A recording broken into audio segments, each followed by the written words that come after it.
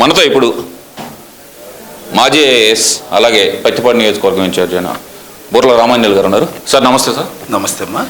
Sir ముఖ్యంగా చూస్తే కనుక ఎలక్షన్ నోటిఫికేషన్ వచ్చిన తర్వాత కూడా ఈ వాలంటీర్ వ్యవస్థ కానీ లేదంటే కొంతమంది పోలీసులు కానీ ఇంకా అధికార పక్షానికి కొమ్ము కాస్తున్నట్టు పనిచేయటాన్ని అసలు ఎలా చూడవచ్చు అంటారు? ఇప్పుడు ఎలక్షన్ కమిషన్ నోటిఫికేషన్ వచ్చిన తర్వాత అందరు అధికారులు కూడా ఎలక్షన్ కమిషన్ పరిధిలో పనిచేయాలి. ముఖ్యంగా రెవెన్యూ అంటే కలెక్టర్ కింద ఉన్నటువంటి స్టాఫు, ఎలక్షన్లో పనిచేసేటటువంటి ఆర్ఓలు, ఏఆర్ఓలు వీళ్ళందరూ కూడాను, అట్లాగే పోలీస్ ఎస్పీతో సహా కింద ఉన్నటువంటి వాళ్ళందరూ కూడా ఎలక్షన్ కమిషన్ పరిధిలోనే పనిచేయాలి. ఎలక్షన్ కమిషను స్పష్టంగా ఎటువంటి పరిస్థితుల్లో కూడా వాలంటీర్లు కానీ కాంట్రాక్ట్ ఎంప్లాయీస్ సర్వీసెస్ను కానీ తీసుకోకూడదు, వాళ్ళని ఏ రకంగా కూడా ఉపయోగించకూడదు, ఎలక్షన్ ప్రాసెస్లో వాళ్ళ ఇన్వాల్వ్మెంట్ ఉండకూడదని స్పష్టంగా చెప్పింది. అలా చెప్పినప్పుడు ఎలక్షన్ కమిషన్ నిర్దేశించినటువంటి డ్యూటీస్ని ఎవరికైతే అలాట్ చేస్తారో వాళ్ళు ఎన్నికల్లో పాల్గొవచ్చు. అంటే బూత్లో కూర్చోవడానికి కానీ బూత్ నిర్వహించడానికి కానీ అది ఎలక్షన్ కమిషన్ అనుమతి. ఇక్కడ ఎలక్షన్ కమిషన్ పరిధిలో లేనటువంటి అంశాల మీద ఈ వాలంటీర్స్తో పని చేయించడం అనేది చట్ట వ్యతిరేకం. అయితే ఇక్కడ పత్తిపాడు నియోజకవర్గంలో వైసీపీ నాయకులు బాలసాని కిరణ్ ఆధ్వర్యంలో గత 3 రోజులుగా కంటిన్యూగా వాలంటీర్స్తో సమావేశాలు జరిపి ఓటర్ లిస్ట్ మీద వెరిఫికేషన్ చేయడానికి వాళ్ళకు 5,000 రూపాయల డబ్బులు, తర్వాత స్వీట్ ప్యాకెట్లు ఇట్లాంటి గిఫ్ట్లన్నీ ఇస్తూ ఉన్నారు. ఇది తప్పని మా అభిప్రాయం. ఇది నిబంధనలకు విరుద్ధం. సో నిబంధనలకు విరుద్ధంగా పనిచేస్తున్నటువంటి అధికారులు కావచ్చు, పార్టీ నాయకులు కావచ్చు, వాళ్ళ మీద ఎలక్షన్ కమిషన్ యాక్షన్ తీసుకోవాలి. మేము తప్పు చేస్తే యాజ్ ఎ క్యాండిడేట్గా నా మీద యాక్షన్ తీసుకోవాలి. అట్లాగే తప్పు చేసినటువంటి ఎవరి మీద అయినా యాక్షన్ తీసుకోవాల్సినటువంటి అధికారము ఎలక్షన్ కమిషన్కు ఉంది. మా వాదన ఏంటంటే ఎలక్షన్ కమిషన్ నియమ నిబంధనలకు వ్యతిరేకంగా పోటీ చేసేటటువంటి అభ్యర్థి తాలూకు పార్టీ కార్యకర్తలు కావచ్చు, వాళ్ళ లీడర్లు కావచ్చు, లేదా అభ్యర్థి కావచ్చు, ఎవ్వరు వయలేషన్ చేసినా దానికి వాళ్ళు శిక్షార్హులు. వాళ్ళ మీద యాక్షన్ తీసుకోమంటున్నాం తప్ప మేము ఏదో వాలంటీర్లు వచ్చారు కాబట్టి వాలంటీర్ని సస్పెండ్ చేశాము. వాలంటీర్లు సస్పెండ్ చేస్తే జరిగేది ఏంటండి? ఒక 2-3 సస్పెండ్ చేస్తున్నారు. దానివల్ల వచ్చేది ఏంటి? వాలంటీర్లు వాళ్ళందరూ కూడా పేద పిల్లలు, ఏదో 5,000 రూపాయలకు జీతం చేస్తున్నారు. వాళ్ళకు ఒక 5,000 రూపాయలు 10,000 రూపాయలు ఇస్తామని అంటే ఆశపడి అటెండ్ కావడం. ఒకవేళ ఎవరైనా వ్యతిరేకించినా వాళ్ళ మీద మెడ మీద కత్తి పెట్టి మీరు ఖచ్చితంగా రావాలి, లేదంటే మీ ఇంట్లో వాళ్ళని ఇబ్బంది పెడతామని భయభ్రాంతులు చేసి ఎలక్షన్ ప్రాసెస్లో వాలంటీర్స్ని ఉపయోగించుకుంటున్నటువంటి వాళ్ళ మీద యాక్షన్ ఉండాలన్నదే మా అభిప్రాయం. సరే, అలాగే చూస్తే కనుక నిన్న మీరు వెళ్ళి అక్కడ వాలంటీర్లు ఉన్నారని తెలిసి వాళ్ళకి ఇలా గిఫ్ట్లు ఇస్తున్నారని తెలిసి మీరు అక్కడికి వెళ్తే కనుక మీ మీద జరిగిన దాడిని ఎలా చూడవచ్చు అంటారు? అసలు గతంలో ఎప్పుడూ లేని విధంగా ఒక పత్తిపాడు నియోజకవర్గంలో ఎన్నడూ లేని విధంగా దాడుల సంస్కృతిని అసలు ఎలా చూడవచ్చు అంటారు? ఇప్పుడు దాడులే వాళ్ళ సంస్కృతి కదా, దాడులే వాళ్ళ సంస్కృతి. పత్తిపాడు నియోజకవర్గంలో ఏ అభ్యర్థి కూడా గతంలో ఇంకా నామినేషన్ వేయకముందే పోలీసు వాళ్ళందరూ వచ్చి బొకేలు ఇవ్వడము, పోలీసు వాళ్ళు అందరు చేతిలో పట్టుకొని కేక్ కట్ చేయడము, ఎండిఓ ఆఫీసులు ప్రారంభాలకు వెళ్ళడము, ఎండిఓ ఆఫీసులో చెక్కులు పంపిణీ చేయడము, మళ్ళా యానిమేటర్లకు సీర్లు పంపిణీ చేయడము, బహిరంగంగా మీటింగులు నిర్వహించడము, మరి ఇవన్నీ ఎలా సాధ్యమైనాయి? అంటే ఇక్కడ ప్రభుత్వము నిర్లక్ష్య ధోరణి, ప్రభుత్వం నిర్లక్ష్య ధోరణితో ఉంది కాబట్టి అధికారులు కూడా ప్రభుత్వానికి వత్తసు పలుకుతున్నారు. కాబట్టి ఇక్కడ అభ్యర్థికైనా ఆలోచన ఉండాలి. మనము ఎమ్మెల్యే కాదు, లేదా గతంలో మాజీ ఎమ్మెల్యే కాదు, లేదా మనకేం ప్రోటోకాల్ లేదు.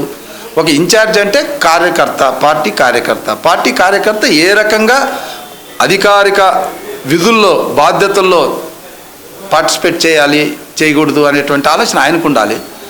లేదు ఆయన ఇన్వైట్ చేసే అధికారులకు ఉండాలి, లేదా వీటిని పర్యవేక్షించేటటువంటి ప్రభుత్వ ఉన్నత అధికారులకు ఉండాలి. వీళ్ళకి ఎవరికి లేనప్పుడు ఇట్లాగే ఉంటుంది.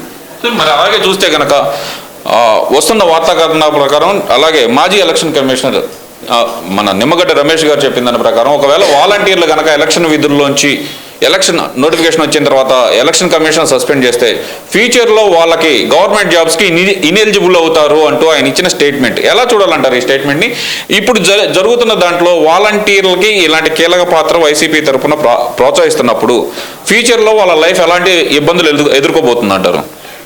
ఇప్పుడే వాలంటీర్ల వ్యవస్థను తీసుకొని వచ్చి ఎంతో భవిష్యత్తు ఉన్నటువంటి యువతను, ఉన్నత చదువులు చదివినటువంటి యువతను 5,000 రూపాయలకి ఒక వెట్టి చాకిరీ చేయించడం అనేది ప్రభుత్వానికే చెల్లు. ఏ ప్రభుత్వం గతంలో చేయలే, వైసీపీ ప్రభుత్వమే చేస్తుంది. వాళ్ళకి ఇప్పుడు రేపు ఏజ్ బార్ అవుతుంది. First point. ఇప్పుడు ఈ ఎలక్షన్ డ్యూటీల్లో ఎక్కడైనా ఇన్వాల్వ్ అయ్యి సస్పెండ్ అయిపోయారు అనుకోండి, ఎందుకంటే వాళ్ళు పబ్లిక్ ఫండ్ నుంచి 5,000 తీసుకున్నా 1,000 రూపాయలు తీసుకున్నా పబ్లిక్ ఫండ్ నుంచి వాళ్ళు ప్రయోజనం పొందుతున్నారు కాబట్టి చట్టం యొక్క నియమ నిబంధనలకి వ్యతిరేకంగా పనిచేస్తే వాళ్ళు ఫ్యూచర్లో ఏ జాబ్కు అర్హులు కాదు. అదే చెప్పారు నిమ్మగడ్డ అలా మాజీ ఎన్నికల అధికారి, ఆయన అదే చెప్పారు. కాబట్టి అందులో వాస్తవం ఉంది. ఇది పూర్తిగా ఈ రాష్ట్రంలో ఉన్న యువతను నిర్వీర్యం చేయడం. ఉద్యోగాలు లేవు, నోటిఫికేషన్లు లేవు, ఏదో ఆశపడి పేదలుగా ఉన్నటువంటి వాళ్ళని 5,000 రూపాయలకు పని చేయించడం, మళ్ళీ వాళ్ళని ఇప్పుడు సస్పెండ్ చేస్తే వాళ్ళకి భవిష్యత్తు లేకుండా చేయడం అనేది ప్రభుత్వం యొక్క బాధ్యత తీసుకోవాలి.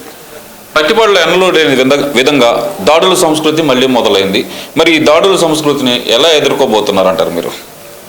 పత్తిపాడులో దాడుల సంస్కృతి అనేది ఎక్కడి నుంచి వచ్చింది అన్నటువంటిది ప్రజలు గమనిస్తున్నారు. గతంలో ఎప్పుడు లేనటువంటి సంస్కృతి ఇప్పుడు ఎందుకు వచ్చింది? కాబట్టి ప్రజలు ఖచ్చితంగా దౌర్జన్యం చేసేటటువంటి నాయకులు కావాలా, దౌర్జన్యాన్ని ఎదిరించే నాయకులు కావాలా, వాళ్ళు ఏర్పాటు చేసుకుంటారు, ఆలోచిస్తారు. కాబట్టి పత్తిపాడులో ఏ ఓటరు కూడా, ఏ రైతాంగం కూడా, ఏ రైతు కూలీలు కానీ, ఏ వర్గాలైనా కూడా ఇలాంటి ఘర్షణ వాతావరణాన్ని, తప్పు చేసినటువంటి వాళ్ళని ప్రశ్నిస్తే వాళ్ళ మీదే దౌర్జన్యం చేయడం అనేటువంటి దాన్ని ఎప్పుడు కూడా సహించరు. మరి ముఖ్యంగా ఏదైతే కనుక ప్రజాగళం సభలో జరిగిన సంఘటనలు, అలాగే అక్కడ వ్యవహరించిన తీరు, ఎస్పీలు వ్యవహరించిన తీరును అసలు ఎలా చూడొచ్చు అంటారు? ప్రజాగళంలో సాక్షాత్తు ఈ దేశ ప్రధాని కళ్ళ ముందే జరిగింది. భారీ సంఖ్యలో జనం వస్తారని తెలిసిన తర్వాత వైసీపీ ప్రభుత్వానికి చరమగీతం పాడాలని 3 పార్టీలు కార్యకర్తలు పెద్ద సంఖ్యలో వస్తారని తెలిసిన తర్వాత దానికి తగిన ఏర్పాట్లు చేయడంలో పోలీసు వైఫల్యం చెందింది. మైకులు ఎక్కడైనా పెట్టినా మైకులకి బ్యారికేటింగ్ ఉంటుంది, మఫ్టీలో పోలీసులు ఉంటారు. ఇది మామూలుగా జరిగేటటువంటి ప్రక్రియ. అక్కడ కంప్లీట్గా వదిలేశారు. దీన్ని బట్టి తెలుస్తుంది ఇంకా అధికారులు ప్రభుత్వం యొక్క ఒత్తిడిలోనే పనిచేస్తున్నారు అన్నటువంటిది స్పష్టమవుతుంది. ఇప్పుడు అధికారులే ప్రభుత్వం ఒత్తిడిలో పనిచేస్తున్నప్పుడు రేపు ఎలక్షన్లు సజావుగా జరిగే అవకాశం ఉందంటారా? తప్పకుండా ఉంటుంది. ఎలక్షన్ అనేది ప్రజాబలం. ప్రజాబలాన్ని తక్కువ అంచనా వేయడానికి లేదు. ఏ అధికారి కావచ్చు, ఏ వ్యవస్థ కావచ్చు, ప్రజల యొక్క బలం మీద స్వారీ చేయడానికి ప్రజలు ఎటువంటి పరిస్థితుల్లో అంగీకరించరు. ఇలాంటి ఎంతోమందిని హిట్లర్ లాంటి వాళ్ళనే కంప్లీట్గా రాజకీయాలకు దూరం చేసినటువంటి ప్రజాబలం ఇది. కాబట్టి ప్రజాబలం ముందు ఇలాంటి ఎత్తుగడలు ఏవి పనిచేయవు.